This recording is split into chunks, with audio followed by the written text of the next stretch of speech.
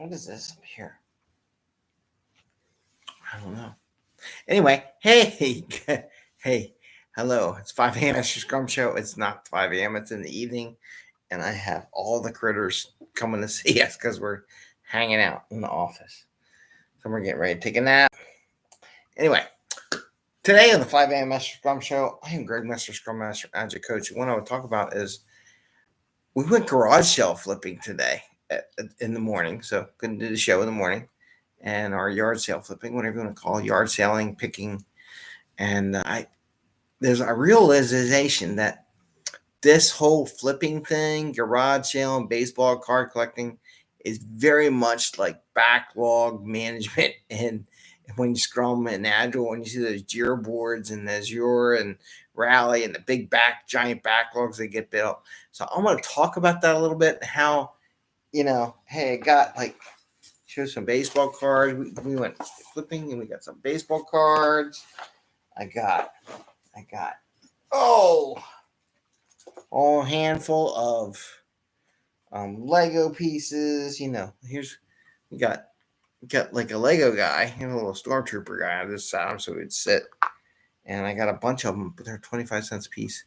So even if I play with them or don't play with them or flip them, because I think I see these things at $4 a pop when I go to the store. So anyway, they're fun for 25 cents a piece, and for $2, I got a whole handful of them. I got 8 of them, which may have cost like eight times 4, be like $32, right? $28, something like that, or $32. So I think I made good on that. Son got a bunch of baseball cards. I'll show you that a little bit in the show.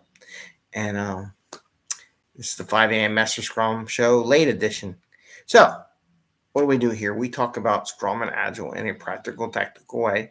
Today we're going to compare it to yard sale flipping and flipping stuff and buying stuff at yard sale. Because I just had fun today. It was good father-son activity between me and Eddie. And we just went around. He's all excited. He started collecting baseball cards. So I'll talk about that and how it relates to a backlog. So getting value is what we're going to talk about today, and my conversation with my son, my 8-year-old. Anyway, and we do this so you can not work crazy hours, have a little fun at work, at home, and get home to your family and friends, right? And bring value at the same time.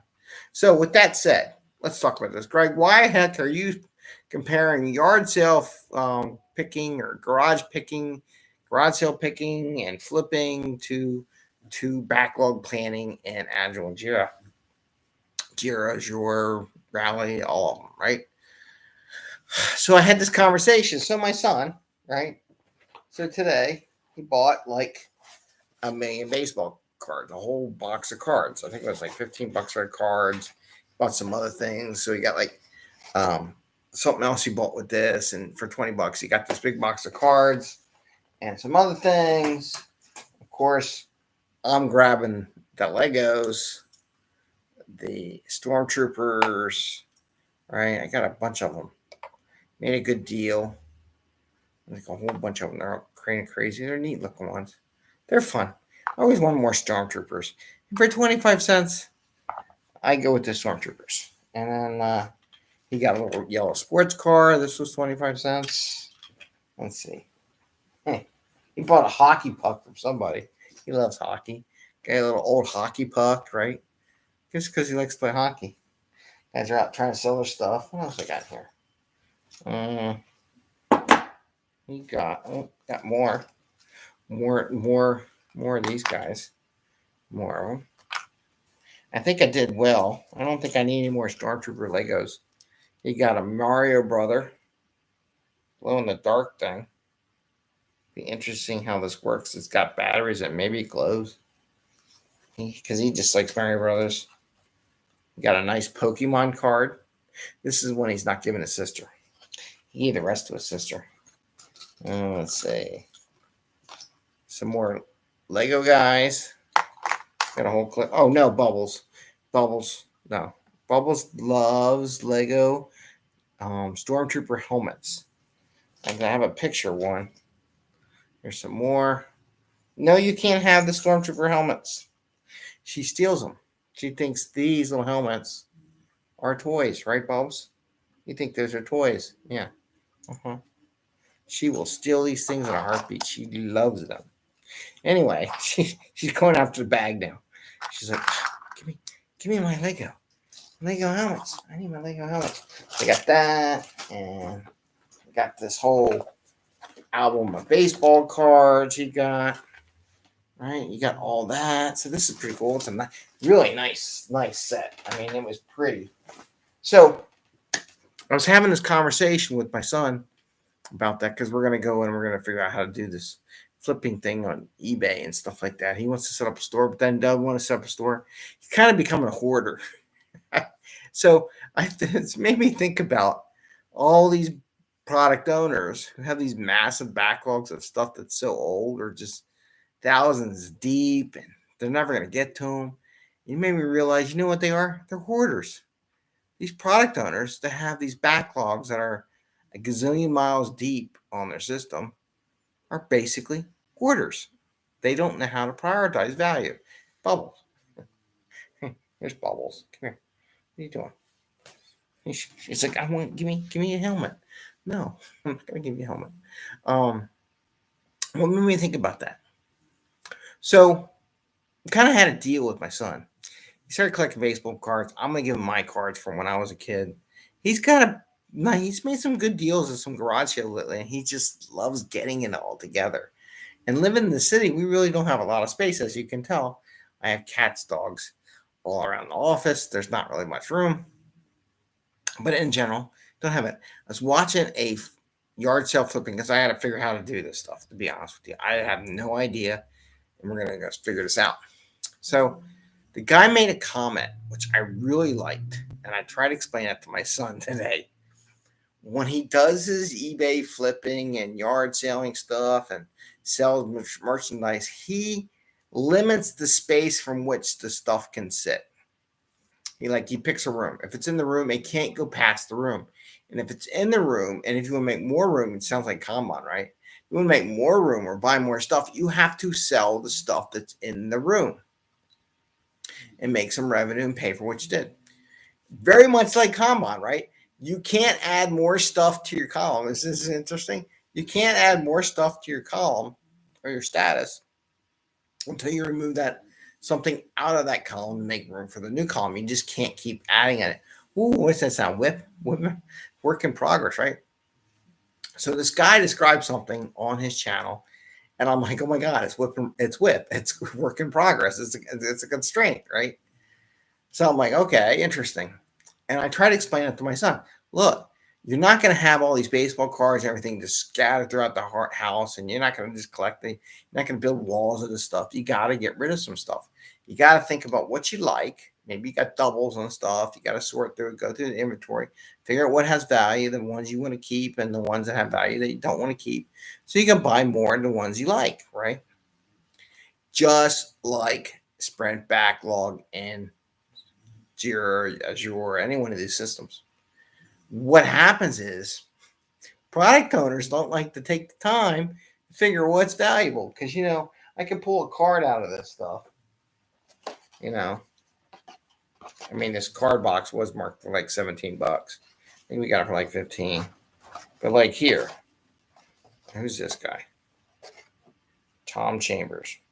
So Tom Chambers, Phoenix Suns. I go look up, see what the price is on this one. Where's my phone? Let's do this. Let's do this real quick. I'm gonna do it eBay or something. I got my eBay app. Right? I go on eBay. I figured out how to do this the other day. Maybe I won't figure this out. We'll see. And I go into eBay. And I'm gonna go search. And I'm gonna type. It's a Fleer 1991. Fleer 1991.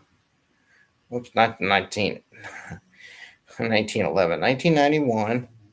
And I just put the number in the back. 158. Basketball. Maybe that would be good. Basketball.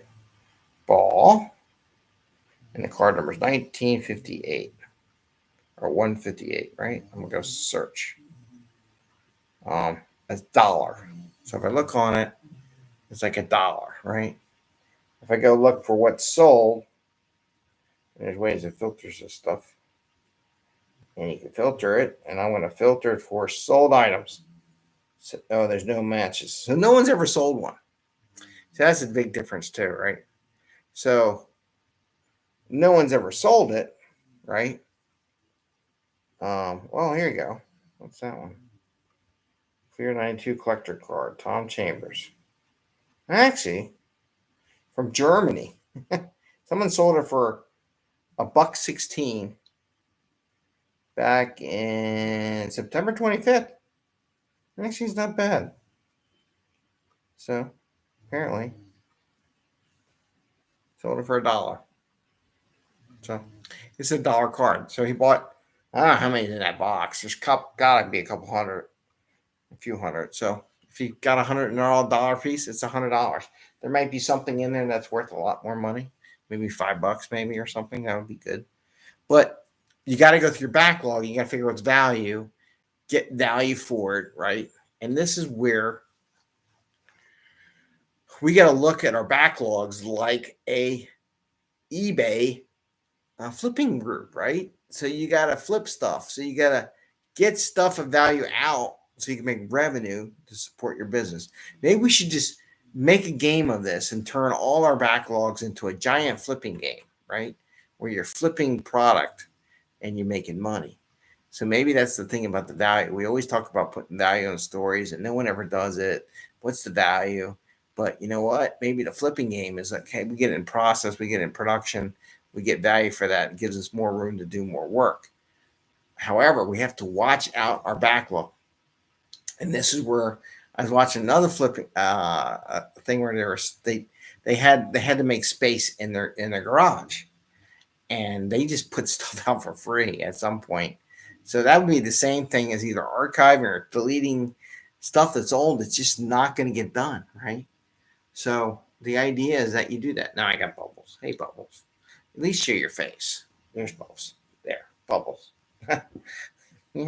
Crazy cat. But we got to get everyone to start looking at their backlog like a flipper. Like you got to make room in storage. You don't want to become a hoarder. Like you don't want your entire house being overrun with stuff and you can't find anything.